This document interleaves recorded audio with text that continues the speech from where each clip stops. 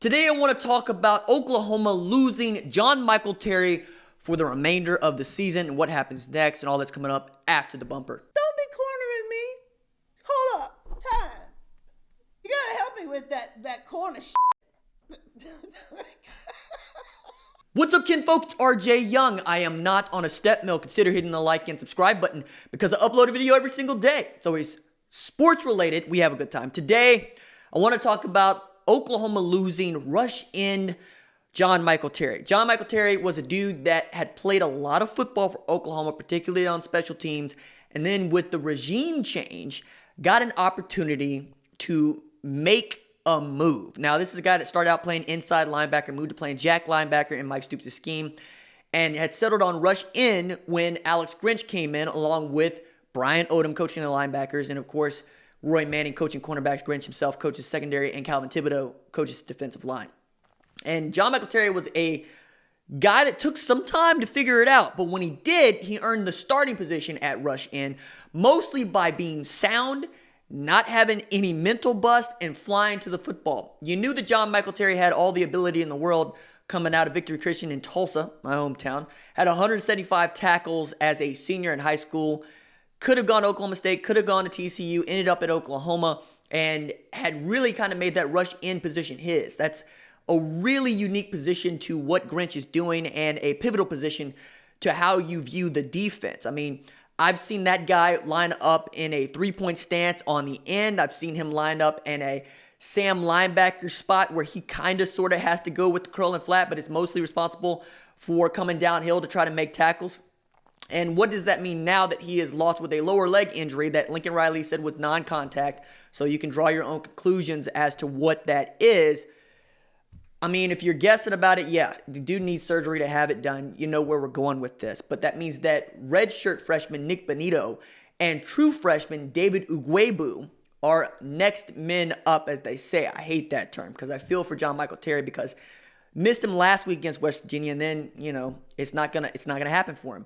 So Nik Bonitto has ascended to that starting position, and that's a guy that might have entered the portal had things not flipped around for him in the summer and in preseason, because to let Lincoln Riley tell it, he was not really there at all in spring. I mean, mentally. I mean, of course, he was going through the motions, just wasn't picking it up.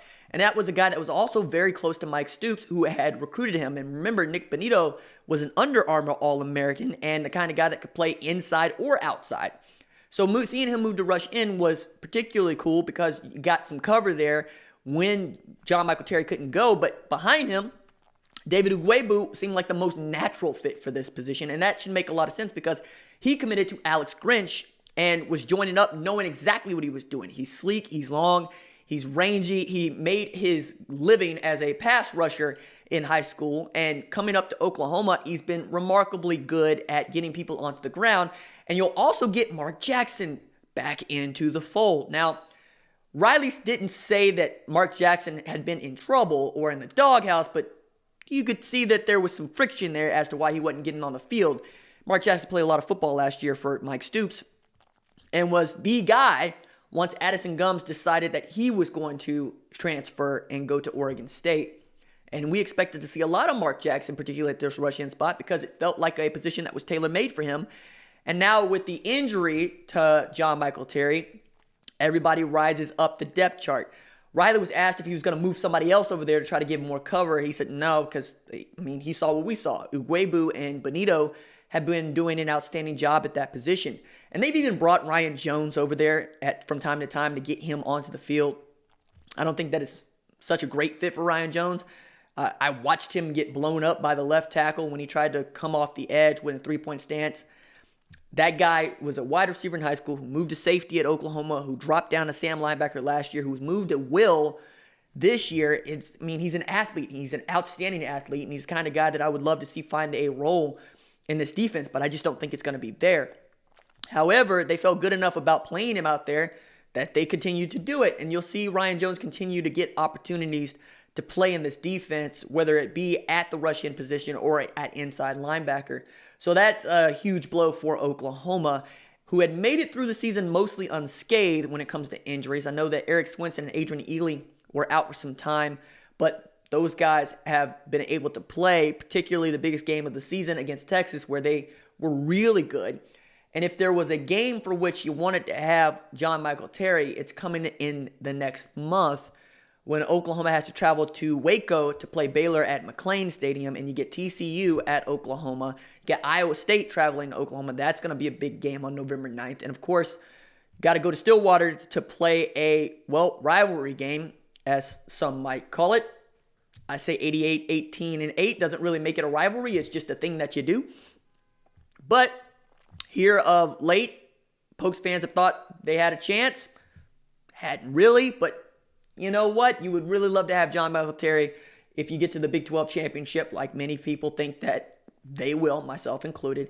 And if you have an opportunity to play in the college football playoff, because we all know Oklahoma is winless in the playoff, and you want to showcase your defense. Your defense is what's going to win you those games, and Oklahoma has been playing championship-level defense throughout this season. I mean, I was running it down because Kansas State is going to be the best defense that Oklahoma's faced all season. They're number 2 in third down defense. They're one of the best in passing defense, and they really fly to the football well. Scotty Hazelton is doing a really good job inheriting a bunch of guys that he didn't have and getting them to play outstanding football. But Oklahoma has been really good. 37th in pass defense, allowing about 198 yards passing per game. They are in the top 10 in third down defense. They're really good at getting third down stops. Need to get a little bit better about fourth down stops. And they are ranked inside the top 25 when we're talking about points allowed per game, which is the big one. They're only giving up 19.4 points per game. And they've only given up 20 points, or more than 20 points, twice, right? Once was against Texas in the Cotton Bowl, and of course, to Houston to open the season. Since then, they've been holding teams down, man. 16 points to a Tech team that put 45 up on Oklahoma State. We can continue to look at what Kansas State might be offensively, which is nothing to nada. Skylar Thompson at quarterback has never thrown for more than 250 yards in a game. They don't have a 100-yard receiver this season, and they haven't had a tailback rush for 100 yards against a Power 5 opponent, right? I understand the Kansas State win against Mississippi State means a whole lot, especially for the, reputation of a conference that doesn't necessarily get the kind of respect that many of us think it deserves. But they got beat by a Baylor team that is undefeated. They came back from, tied at 17, about 8 minutes left to go, to beat a TCU team that is about as horrific offensively as they are. And Oklahoma State dispatched them with prejudice when they traveled to Stillwater. But going to Manhattan is a different animal. We all know that the folks there do a really good job showing up to games. We know that it's a really good environment for football. And we know that Kansas State traditionally has played well there. Now, Riley made reference to it, feeling kind of awkward not to see Coach Snyder roaming the sidelines in the Cotton Bowl, Windbreaker, and the Cortezes. But Chris Kleiman has the reputation that he has for a reason. And they're walking into a game against Oklahoma where they have a record above 500 for the first time in years this far into the season.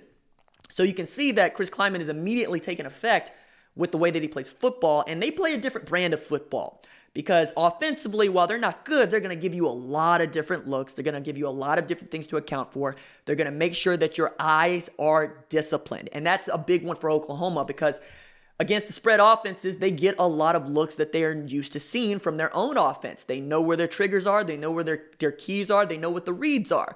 You're going to see I formation from Kansas State. You're going to see twins right, twins left. You're going to see shotgun. You're going to see all kinds of things for which they're just going to try to confuse this defense. And that's another way that you would really, or another reason why you would love to have Jon Michael Terry at your disposal because he's been around the block and he's seen some of this before. So if Kansas State can turn this game into the kind where you pick up a rock and start throwing it at each other, they get an opportunity to win it. But this is the part where I say Oklahoma has the number one scoring offense in the entire country. They average 50.4 points per game. Jalen Hurts is the nation's leader in passing efficiency at 226.2. Oklahoma is one of the top 10 teams when we're talking about first down offense, when we're talking about team efficiency, when we're talking about total yardage, when we're talking about rush yardage. They average over 273 yards a game. So you know where the advantage is for Oklahoma, and you understand why Kansas State is a 21-point dog. But the road doesn't get any easier from here. You need to get a win. If you get this W, Oklahoma will have made it through the month of October undefeated for the first time since 2004, so you can see why this game is a big deal. All right, that is it for me. Deuces.